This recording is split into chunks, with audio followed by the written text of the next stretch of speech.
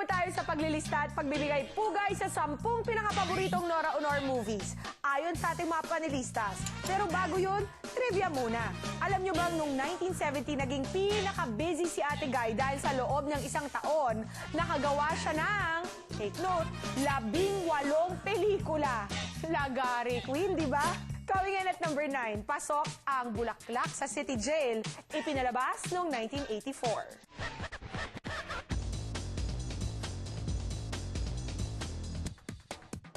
Dinirect ni Mario O'Hara mula sa script ni Lowell Hattie Bautista. Tampok dito si Ate Guy bilang Angela, isang singer sa isang beer house na sa isang di inaasahang turn of events ay malalagak sa bilangguan ng mga babae. The typical Nora Honor martyr, no? And this is a world of oppression.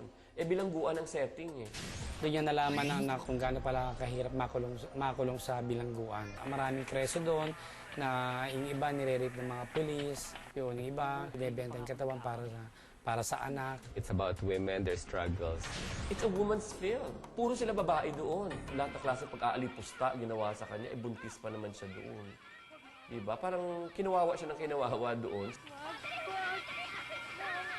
Bukod sa superb direction ni Mario O'Hara, marami rin ang nakapansin sa standout performances ng supporting cast ng pelikula. Kabilang sina Gina Alahar, Marites Gutierrez, Shire Valdez at iba pa. Ang matatandaan ko talaga dito, yung ensemble acting. Sa pelikula na ito, hindi natakot si Nora na makipagtagisan ng talino sa mga veteranang aktres, katulad ni Perla Bautista, na sa pelikula na ito, nalukarit siya dahil kinuha sa kanya yung kanyang anak sa loob ng kulungan. Repertory acting ng lahat. Lahat napakagaling. Celia Rodriguez, Mitch Valdez, Zinaida Amador, oh my God, name it. Pero sa gitna ng mga veteranang aktres na ito, lumutang pa rin si Nora Honor.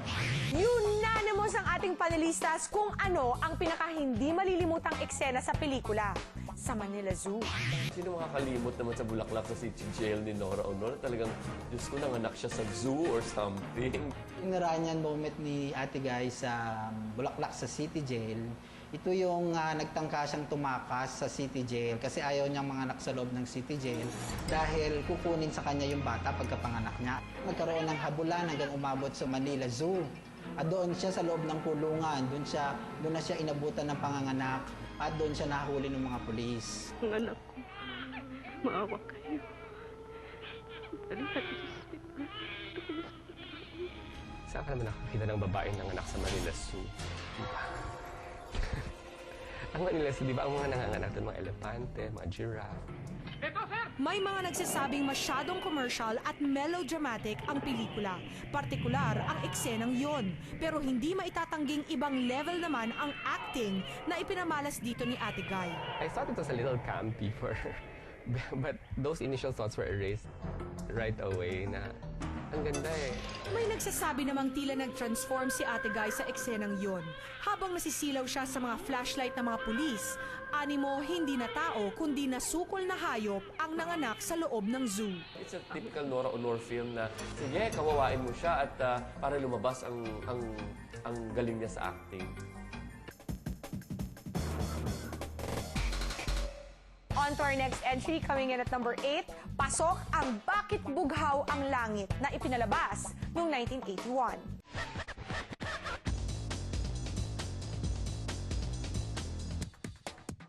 Dinirek uli ni Mario O'Hara mula sa script na sinulat niya at ni Lydia Colliantes Villegas tungkol ito sa unlikely friendship ng isang anak na kinakawawa ng kanyang pamilya at isang retarded na ex-basketball player played by newcomer Dennis Roldan. Isa naman ito sa underrated na pelikula ni Mario O'Hara. Isa rin ito sa mga underrated na performances ni Nora Honor.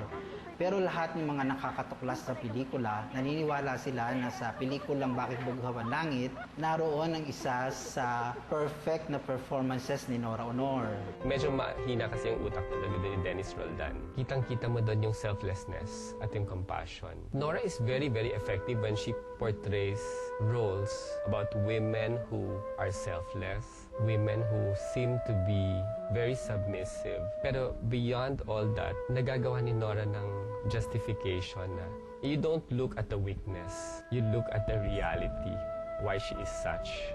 Yun ang maganda kay Nora, na express niya yun. Walang dudang kapuri-puri ang acting dito ni Ate Guy. Pero aminado naman ang panelistas na tila hindi ito masyadong napansin ng mga kritiko ng taong yun. Hindi rin ito ganong pinansin sa box office. 3 magkakasunod na serious films yung ginawa ni Nora Honor. Bona, Kung Ako'y Iiwan Mo, saka itong Bakit Bughaw ang Langit. Siguro ang sawa sa masyadong na drama, masyadong seryoso, masyadong masakit panoorin. Ano naman kaya ang pinaka hindi malilimutang eksena sa pelikula? Every time na nagwawala si Dennis Roldan, na because hindi nga, ano yung mind niya, no?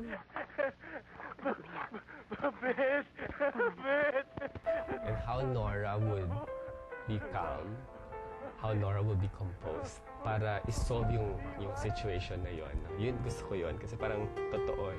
So doon sa isa nilang konfrontasyon, nasagot ni Nora si Anita Linda na sinabihan niya, laos ka na, inay. Sabihin niyo ulit sinabi niyo sa loob. Tama na yung pag-aasisa. Matagal na kayo laos. Tumigil ka! Bakit ako titigil? Hayop ka! Kaya ako titigil! Ayun na. Isa pa raw amazing sa acting dito ni Ate Guy ay nagawa niyang balansihin at timplahin ang maternal love at sexual love na tila nagtutunggali sa kanyang karakter. It was full of compassion. Karamihan ng mga mahuhusay ni Ate Guy dito, mata lang niya yung ginagamit niya doon sa mga tahimik na eksena lang.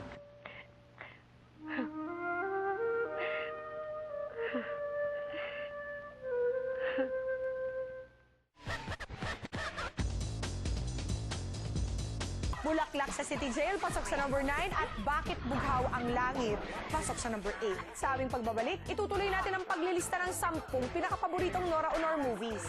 Kaya, huwag na kayong mag-double dribble sa ibang stasyon. Ang maglipat, hay naku, wala ko say.